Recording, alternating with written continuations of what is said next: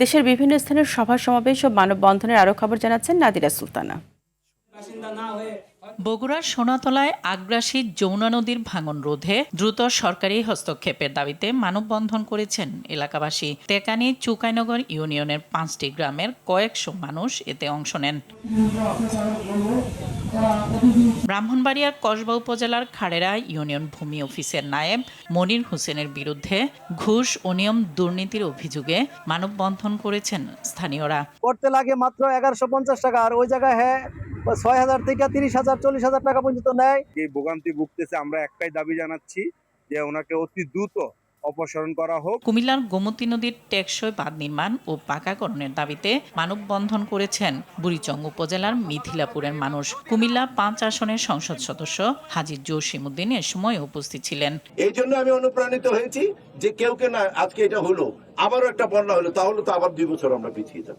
সীমান্তে বাংলাদেশি হত্যা, পশ্চিমবঙ্গে মুসলমানদের উপর নির্যাতনের পরও সরকারের নীরবতার প্রতিবাদে ঢাকার আশুলিয়ায় ভারতীয় আধিপত্যবাদ বিরোধী মশাল মিছিল অনুষ্ঠিত হয়েছে। দেশের উন্নয়নে মেধাবী প্রজন্মকে এগিয়ে আসার আহ্বান জানিয়েছেন বিএনপির ভাইস চেয়ারম্যান আব্দুস সালাম পিন্টু। টাঙ্গাইলের গোপালপুরে বৃত্তি প্রদান অনুষ্ঠানে তিনি আহ্বান জানান। তার জন্য আমি আপনাদের অভিভাবক যারা আছে, যারা শিক্ষক আছে, যারা ছাত্র আছে, তাদের সকলকেই অনুরোধ করব। পটুয়াখালীর কলাপাড়ায় একটি বসত বাড়ি থেকে জেলেদের জন্য বরাদ্দকৃত সরকারি 780 কেজি চাল উদ্ধার করেছে উপজেলা প্রশাসন। পিরোজপুরের ঐতিহ্যবাহী মিয়ারহাট বন্দরে ভয়াবহ অগ্নিকাণ্ডে 17টি দোকান পুড়ে গেছে। এতে প্রায় 10 কোটি টাকার ক্ষতি হয়েছে বলে দাবি ব্যবসায়ীদের। হবিগঞ্জ শহরে অগ্নিকাণ্ডে একটি দোকানের প্রায় 2 লাখ টাকার মালামাল পুড়ে গেছে। প্রাথমিকভাবে ধারণা করা হচ্ছে মশার কয়েল থেকে আগুনের সূত্রপাত হয়েছে। ডেঙ্গু প্রতিরোধে জনসচেতনতামূলক র্যালি, লিফলেট বিতরণ ও পরিচ্ছন্নতা অভিযান অনুষ্ঠিত হয়েছে পাবনায়।